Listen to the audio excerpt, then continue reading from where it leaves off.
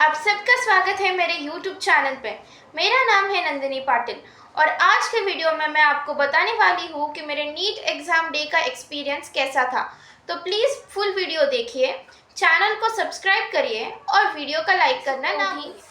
Fresh हुई, पूजा कर ली और मैंने बिल्कुल बुक्स को हाथ नहीं लगाया, क्योंकि मैंने बहुत सारे सीनियर स्टूडेंट से सुना था कि अगर एग्ज़ाम को जाने से 1-2 घंटे पहले अगर तुम रिवाइज़ करोगे और बुक्स को खोलोगे तो तुम ज़्यादा डर जाओगे, तुम पैनिक करने लगोगे।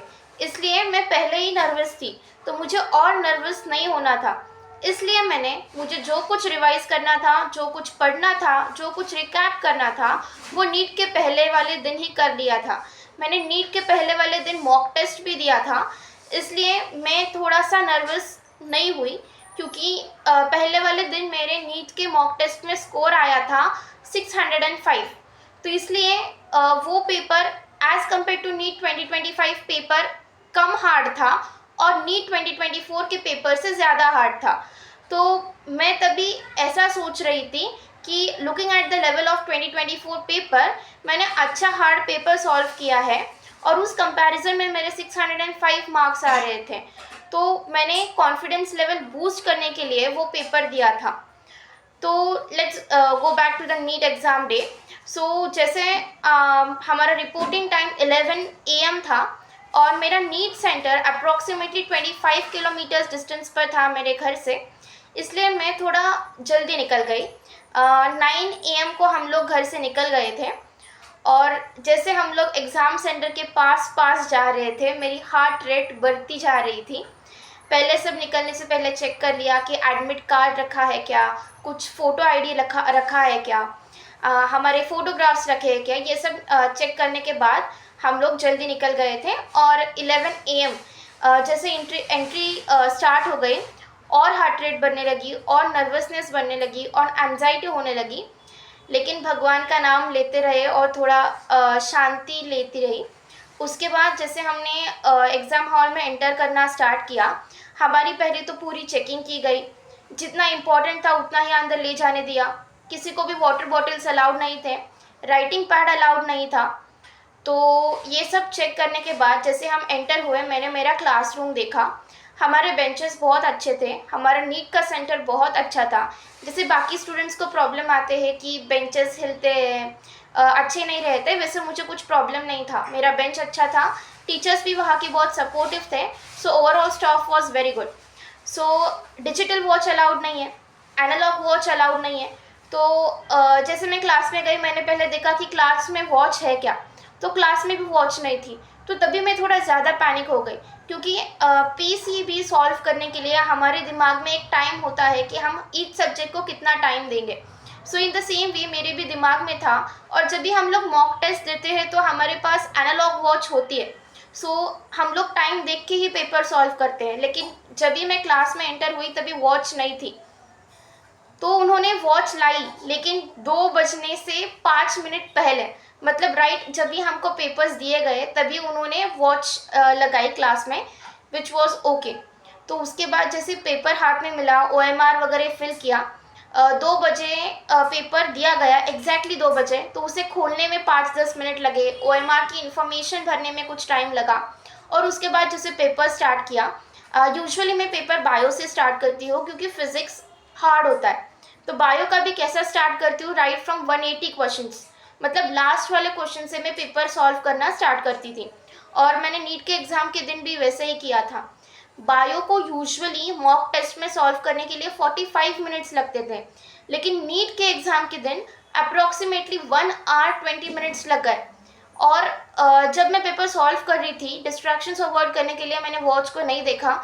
जब भी मैंने मेरा लास्ट क्वेश्चन सॉल्व किया बायो का, दैट इज़ 91st क्वेश्चन, क्योंकि मैं पीछे से सॉल्व कर रही थी, तभी मैंने वॉच को देखा।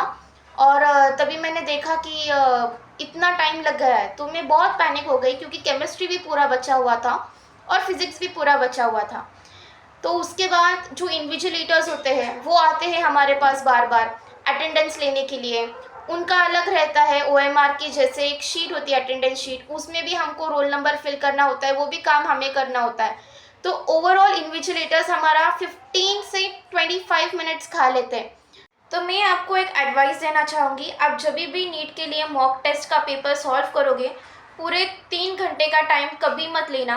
2 आवर 30 मिनट से हमारे पास, ये दिमाग में सोच के आप पेपर सॉल्व करना स्टार्ट करना, क्योंकि मुझे ये एक्सपीरियंस आया है, क्योंकि इन्विजिलेटर सच में बहुत टाइम खा लेते हैं। उसके बाद अभी हम लोग फिर से पीछे जाते हैं। तो बायो का पेपर ओवरऑल बहुत लेंदी था, इसलिए 1 आवर 20 मिनट्स लग गए। हम लोग जब भी मॉक टेस्ट का पेपर सॉल्व करते हैं तभी भी हम लोग क्वेश्चंस बहुत ध्यान से पढ़ते हैं, और ये तो नीट के एग्ज़ाम का दिन था, तो इसलिए एक क्वेश्चन 2 बार पढ़ना बहुत इंपॉर्टेंट था। तो ये सेम मैं नीट के एग्ज़ाम के दिन फॉलो कर रही थी और बहुत ज़्यादा टाइम लग गया। तो उसके बाद केमिस्ट्री पे गई। केमिस्ट्री मुझे थोड़ा हार्ड लगा एज़ कम्पेयर टू जितना टीचर्स बता रहे, मुझे थोड़ा ज़्यादा हार्ड लगा केमिस्ट्री। तो मैंने केमिस्ट्री और फिज़िक्स दोनों को साथ साथ में सॉल्व करना स्टार्ट किया। तो मुझे इतना कुछ तभी हार्ड नहीं लगा, क्योंकि मैंने केमिस्ट्री के क्वेश्चन सॉल्व किए, कुछ फिज़िक्स के सॉल्व किए, और तभी देखते देखते कभी 3 घंटे ख़त्म होने का टाइम आ गया, समझा भी नहीं, क्योंकि फ़िज़िक्स बहुत बचा हुआ था, और फिज़िक्स के क्वेश्चंस भी बहुत बड़े थे। तो जो बड़े बड़े क्वेश्चंस थे मैंने वो सॉल्व करना पहले बाजू में रहने दिया था कि इसको बाद में पढ़ेंगे, और वो क्वेश्चंस रहने दिए। केमिस्ट्री और फिज़िक्स सॉल्व करते करते वो टीचर ने बताया कि 10 मिनट बाकी है। तो तभी मैं ज़्यादा पैनिक हो गई। ओएमआर शीट आधे से ज़्यादा, आप बोल सकते हैं कि उसमें कुछ मार्किंग्स नहीं थी। दैट वाज द टाइम जब भी ज़्यादा एंजाइटी होने लगी, and it was like over, अभी कुछ नहीं हो सकता। लेकिन फिर भी बायो के कुछ क्वेश्चंस रहने दिए थे जिनमें डाउट लग रहा था, तो वो उन क्वेश्चंस पे फोकस किया, और जो क्वेश्चंस मैं श्योर थी कि आई कैन सॉल्व देम, मैंने बस वही क्वेश्चंस लास्ट के 10 मिनट्स में रीड किए। और जो क्वेश्चंस बहुत बड़े लग रहे थे मैंने सच में नीट के एग्ज़ाम में नहीं पढ़े। कुछ क्वेश्चंस मैंने बाद में जब ये घर पे आके टीचर्स के वीडियो देखे तभी मुझे समझा कि ये क्वेश्चंस भी थे। अच्छा हुआ मैंने वो क्वेश्चंस नहीं पढ़े, अगर मैं वो क्वेश्चंस के पीछे लग जाती तो कुछ 10 मिनट्स में मैंने जो क्वेश्चंस सॉल्व किए वो क्वेश्चंस भी रह जाते। सो इसलिए ओवरऑल नीट का पेपर सच में माय हॉनेस्ट रिव्यू बहुत हार्ड था। तो ये है मेरा नीट का पेपर, ये है मेरा नीट का पेपर। और उसके बाद मैंने घर आने के बाद बहुत सारे टीचर्स जो यूट्यूब पे लाइव थे उनका भी देखा, तो उन्होंने बताया कि NEET 2025 the most hardest paper था from the history of NEET. और यूजुअली ये ट्रेंड देखा गया था कि जेई का पेपर हार्ड आएगा तो नीट का पेपर हार्ड आएगा। मैंने जेई का पेपर भी दिया था जनवरी में, जस्ट एग्ज़ाम का एक्सपीरियंस आने के लिए, और जेई का फिज़िक्स बहुत हार्ड नहीं था, it was very easy as compare to the NEET paper.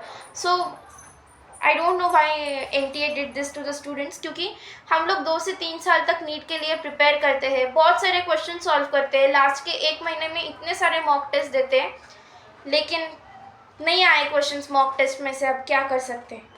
मैंने तुरंत घर आने के बाद आंसर की मैच नहीं की। मेरे ऑफलाइन क्लास ने भी मुझे तुरंत आंसर की भेजी थी, लेकिन मैंने मैच नहीं की, क्योंकि कुछ क्वेश्चंस कंट्रोवर्शियल थे, तो उनके आंसर्स एनटीए के आंसर की से ही मैच करने थे। So that is the reason why I was waiting for NTA answer की। एनटीए के आंसर की आने के बाद हमने स्कोर मैच किया। मेरा स्कोर आया था 413, और all India rank was around 1,85,000, और स्टेट मेरिट रैंक है 14,000 के around. So now I am looking for a better BMS college. So अभी 4th राउंड स्टार्ट होगा एज़ यू नो। तो 4th राउंड में अभी कॉलेज अलॉट हो जाएगा BMS का। कॉलेज अलॉट होने के बाद मैं आपको बता दूँगी कि मुझे कौन सा कॉलेज मिला है। तब तक के लिए और वीडियोस पाने के लिए प्लीज़ मेरे चैनल को सब्सक्राइब करिए और लाइक करना मत भूलिए, और चैनल को सपोर्ट करते रहिए। Thank you.